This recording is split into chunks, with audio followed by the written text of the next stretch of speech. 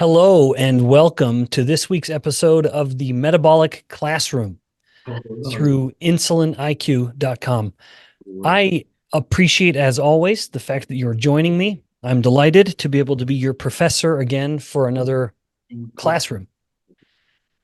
Today, we are continuing our theme focusing on fat tissue.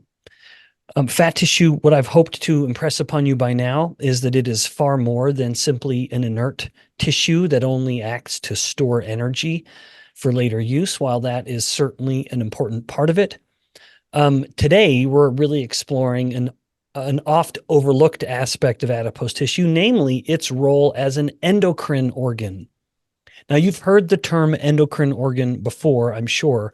If you haven't heard that term, you certainly are familiar with the classic endocrine organs. These are the glands within the body, the tissues that produce hormones and release these molecules into the bloodstream to have effects throughout the body. And some of the more famous endocrine glands are things like gonads, ovaries, and testes, or the thyroid gland, or adrenal glands. All of these are tissues you've heard of before. And they're famous because they are releasing their energy, or they're releasing molecules into the bloodstream. Now, some of these are inert from various tissues, or only have a modest effect. And then some, the ones that are coming from fat tissue, have, or each, let me say that all another way. Each endocrine organ has hormones that will have very specific effects relevant to that tissue's function. And the fat tissue is related to metabolism. And so it's no surprise that its hormones have a metabolic influence. And that's really what I'm going to share with you as we go through some of the specifics of the hormones. But a couple that I'm going to mention, appear to not influence metabolism and have very unrelated effects. All right, so some of the hormones that we're going to cover, as I mentioned, they're going to include ones that are overtly metabolic in theme, like leptin. But then there are going to be others that are less metabolic and more pertaining to, say, sex, because fat tissue has a surprisingly important influence in sex hormone production at certain times of life, and we will cover that, but hint, it has to do with menopause. In fact, with menopause in mind, let's just start there as we start talking about the endocrinology of the adipose tissue. Men and women are not the same, and we store fat in very different places. Now, in the previous episode, we discussed why men and women store fat differently, and it is entirely a function of sex hormones, where the sex hormones induce the expression of lipoprotein lipase in different fat depots throughout the body. For example, just as a brief recap, the higher estrogens in the woman, or the girl who's going through puberty, result in higher expression of lipoprotein lipase at the prototypical female areas like breasts, hips, and buttocks. Whereas the androgens, like testosterone, which are much higher in the boy, the male going through puberty, that begins expressing more lipoprotein lipase in the central region of the body, leading to greater abdominal and even visceral fat storage.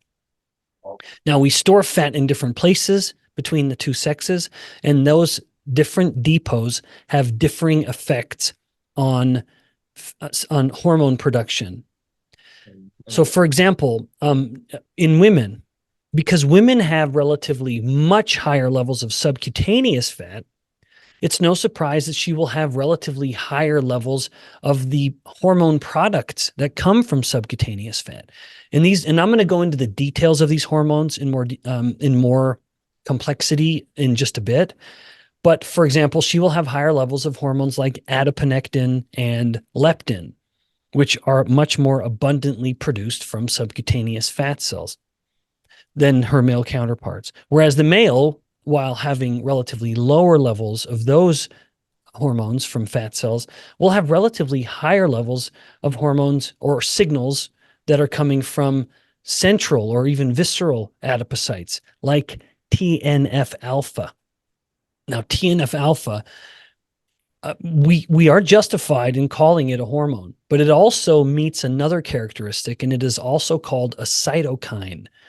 A cytokine, that is the term to refer to these proteins that influence inflammation and immune functions. So where we have more visceral fat, we're going to be producing relatively less of hormones like leptin and adiponectin, and we're going to go into a much longer list in just a moment.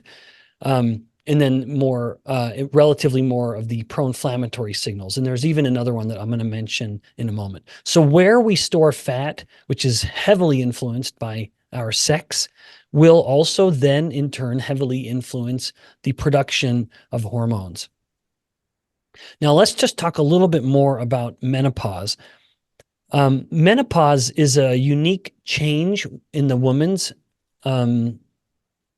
certainly her fertility, but as a result of that change, her hormone production.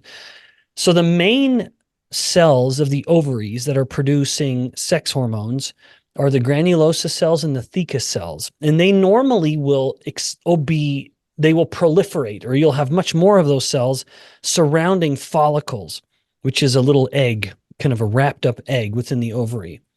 And during menopause, as she transitions into menopause, it's essentially her ovaries running out of follicles. As the ovary runs out of follicles, it's no surprise that the relative amount of granulosa cells and theca cells, which again are the two cells that are producing sex hormones, is diminished. So not only does this result in the ovary actually shrinking, it does get smaller, but the relative composition of the ovary, so the cells that make up the ovary, starts to shift somewhat. And as the granulosa and the theca cells go down in number, other cell types like fibroblasts go up. Now, a fibroblast is really the cell type of connective tissue and even scar tissue. Now, that's not to say that the ovaries are becoming scarred, but they're becoming a little more fibrotic, so a little less functional. And in that stage, the main source, so the ovaries normally, we've talked about this abundantly before, but it's very relevant to this lecture today. The ovaries are very involved in this process called aromatization. Aromatization it's admittedly an unfamiliar word, but it refers to this process of converting androgens to estrogens.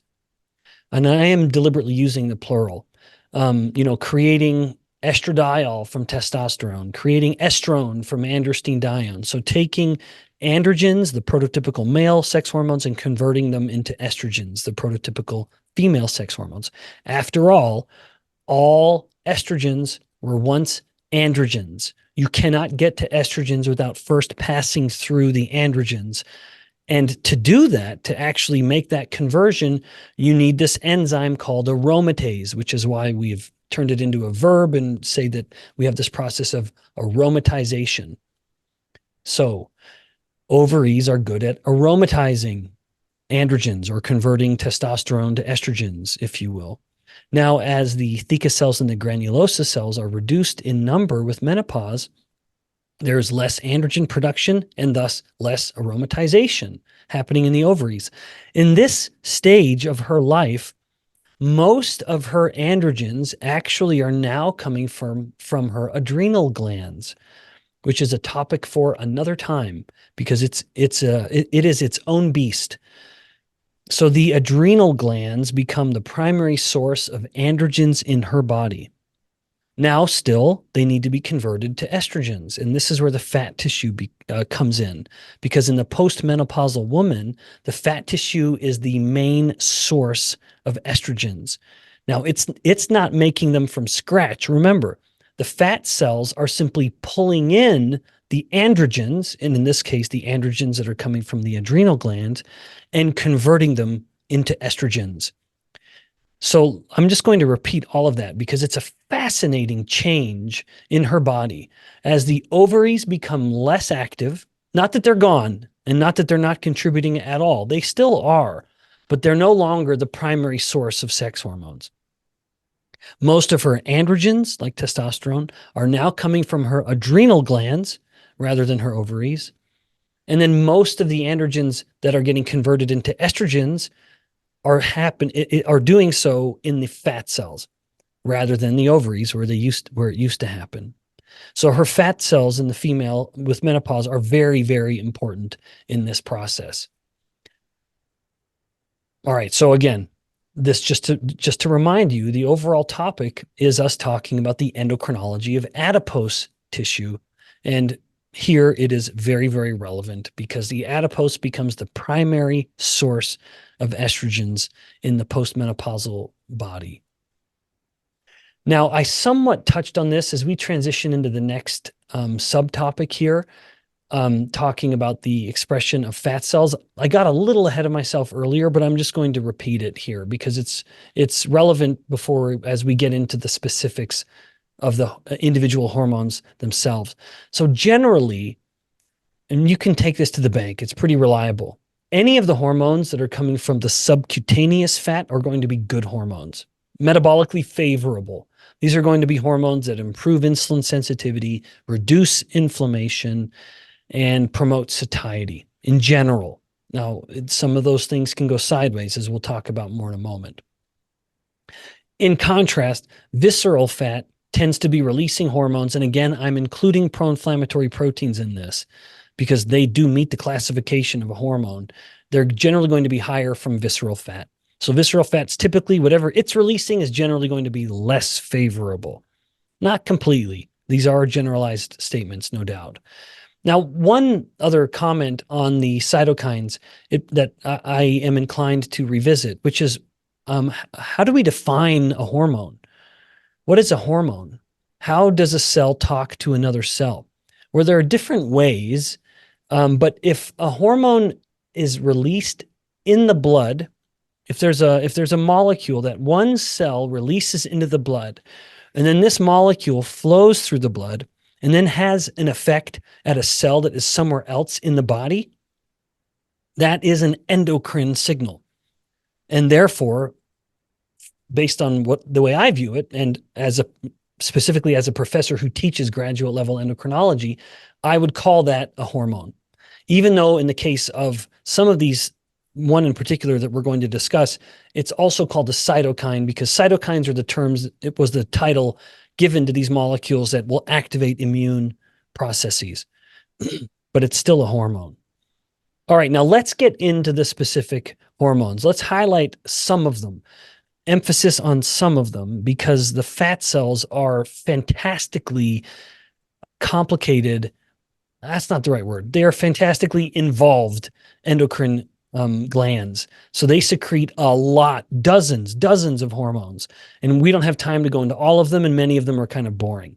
So I wanted to just highlight the 6 or so most compelling and the ones you might be familiar with or the ones I think you should be familiar with.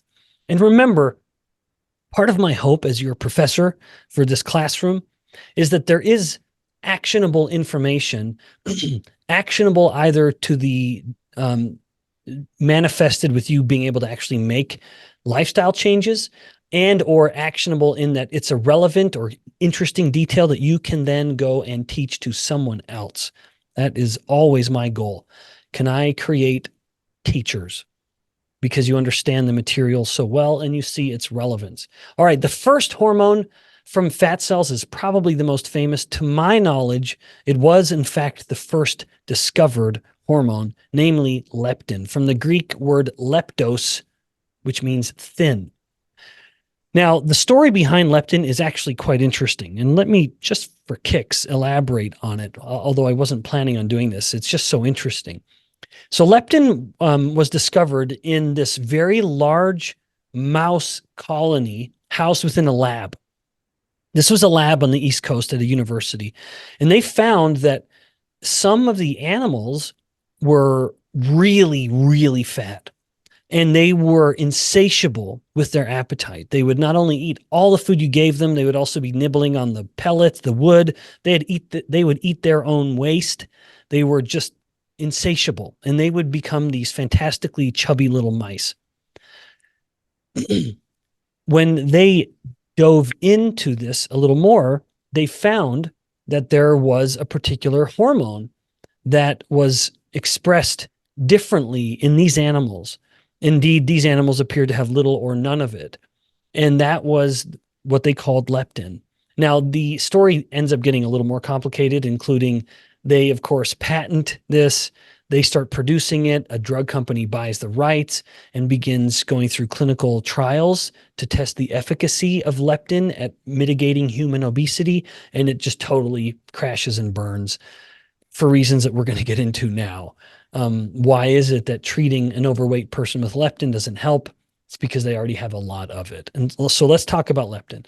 So leptin's most famous effect is to suppress appetite or to promote satiety by acting centrally in the brain, in the hypothalamus. But it goes beyond that. Most people, even highly educated people, don't know that leptin actually has systemic effects. It increases fatty acid oxidation. It increases mitochondrial biogenesis in the muscle. So it promotes insulin sensitivity. So the leptin has many more effects than just the central effect on satiety that are all very relevant. A totally unappreciated effect of leptin is how completely essential it is to tell the hypothalamus to create the first hormone called gonadotropin releasing hormone to tell the pituitary gland, which in turn will tell the gonads when it's time to actually be fertile.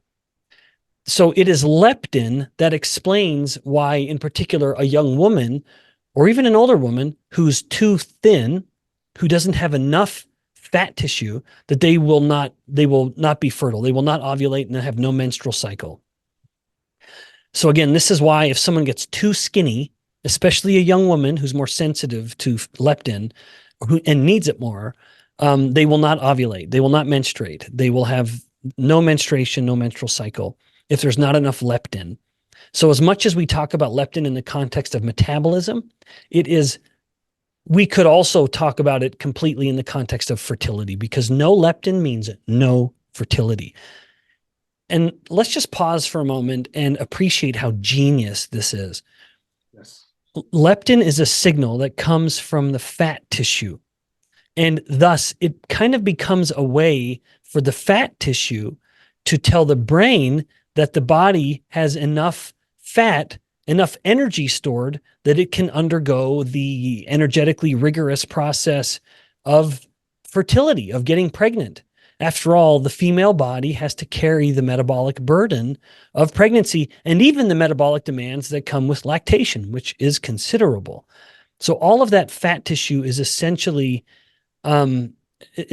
her body's way of telling the brain that there's enough energy to reproduce. So leptin is completely essential with reproductive health. Leptin is also relevant with bone health and bone recycling, the formation and the remodeling of the bone, another totally overlooked effect of leptin. So a lot of systemic effects that have nothing to do with satiety and hunger. Okay, now one final note, then I'm going to do this with each of the hormones we cover. And this is totally unique. And no other endocrine glands will change the production of its hormone based on the size of the gland. So for example, if you have a thyroid gland that gets bigger, it's still producing abundant thyroid hormone. If the adrenal glands somehow got bigger, it still is producing the adrenal gland hormones, which are a lot. But when it comes to fat tissue, and leptin in particular, as fat tissue goes up, so too does leptin. So as fat cells in particular are growing, undergoing hypertrophy, leptin levels will continue to go up. That's not a great thing. Now, I just got done elaborating all the ways in which leptin has metabolically favorable outcomes. And now I'm telling you that it's not a good thing. It's because too much of a good thing can become a problem. Namely, the body starts to become leptin resistant. Leptin resistance with too much leptin. That sounds familiar because the same thing happens with too much insulin. Too much insulin causes insulin resistance. The same thing happens with leptin. As the fat cells swell ever larger, their production of leptin grows ever higher, and the body becomes resistant to it. All right, now let's leave leptin behind and go to another one. namely adiponectin. You might not have ever heard of adiponectin, but it is a very relevant hormone, and indeed so relevant that there are drugs that are attempting to mimic its effects. One direct effect is that adiponectin enhances insulin sensitivity throughout the body. So if you have an insulin-resistant tissue, adiponectin starts to reverse that. Similarly, and even related to that, it has an anti-inflammatory effect. So if there is a tissue or a cell whose immunity has been turned on, adiponectin helps turn it down. Also, adiponectin has been shown to reduce the risk of cardiovascular disease by directly acting to reverse atherosclerosis. So here we have not only the overt metabolic benefits, but even an overt cardiovascular benefit. Now, unlike leptin, as a fat cell is undergoing hypertrophy, it begins to produce less adiponectin. So more fat usually means less adiponectin, or I should say larger fat cells means less adiponectin. Now, with these two hormones in mind, one of the tools that my lab and other labs have used in order to have a surrogate marker of fat cell size is the adiponectin to leptin ratio. Now, to remember the relevance of the fat cell, you need to go back and listen to earlier metabolic classrooms where even within just the last 2, we've talked about it, but certainly within the last 10 or so, we've mentioned it a few times. But the larger the fat cell gets, the more problematic it becomes. It's not really a matter of how much fat mass a person has, but rather the size of the fat cells. So the larger the fat cell, the more leptin and the less adiponectin. Thus, if the adiponectin to leptin ratio is going down over time, adiponectin to leptin ratio going down, that suggests that the adipocytes are undergoing hypertrophy. If someone were to measure this and they found that their adiponectin to leptin ratio were going up, it would suggest that the fat cells were shrinking, which is, of course, going to be an overall favorable metabolic change. Now, let's get on to the next one, estrogens. And this is, of course, the process of aromatization of the androgens within the adipose tissue. Estrogens do have metabolic effects. They promote insulin sensitivity. They promote fat burning. It generally promotes greater subcutaneous fat, which is a healthier place to store fat. It promotes bone strength by improving the recycling or the turnover of the bone, pulling away old bone and helping lay down new, stronger bone. And of course, it's essential for reproductive health in females, but even relevant in males as well. Now, as I noted earlier, the fat cells in this aromatization becomes absolutely essential in the postmenopausal woman, but it's also relevant even premenopausal. But in the premenopausal woman, her relatively higher levels of estrogens mean that the woman generally will have smaller but more abundant cells. And so the aromatization is relatively modest because it is as a cell undergoes hypertrophy that its aromatization capacity starts to increase.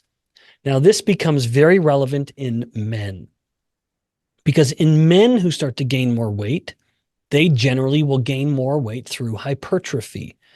And so in the man, he can start to have substantial estrogen production from his fat tissue. It's as if his larger fat cells are behaving like ovaries and aromatizing the androgens, converting them into estrogens. This is why some men, as they gain fat, may start to store fat in more prototypical female areas, including breasts. Now, this is not to say that he is able to nurse a baby. No, that is a much more complicated process. But he's storing fat in a way that looks like he's developing breasts. That's a condition called gynecomastia. So it looks like he's developing breast, and he's not developing breast tissue. He's just storing his fat in that area, making it look like he is. All right, let's go to another one that I've mentioned a couple times. This is TNF alpha, tumor necrosis factor alpha. It is one of the most famous cytokines. You've probably heard of C-reactive protein or CRP. That's probably a little more famous. But TNF alpha is a close second, particularly in the research realm. It's not commonly measured in clinical settings, but we rely on it a lot as a signal of inflammation.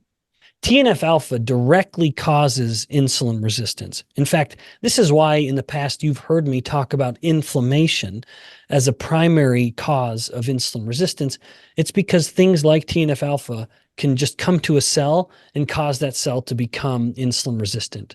Now, beyond the insulin resistance is just the effects of chronic inflammation, like promoting atherosclerosis and heart disease. So there are more consequences with this.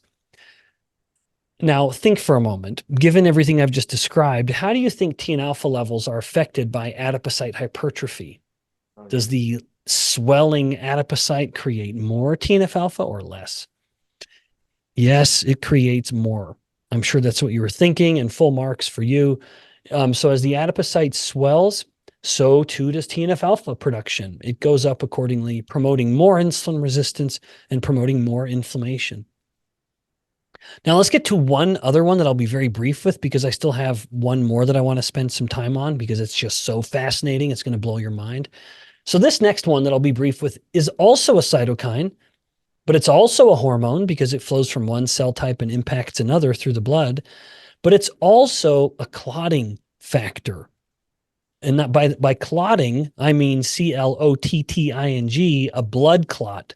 And this molecule, this hormone, is called Plasminogen Activator Inhibitor 1. Isn't that a mouthful? It's such a mouthful that we will just say PAI1.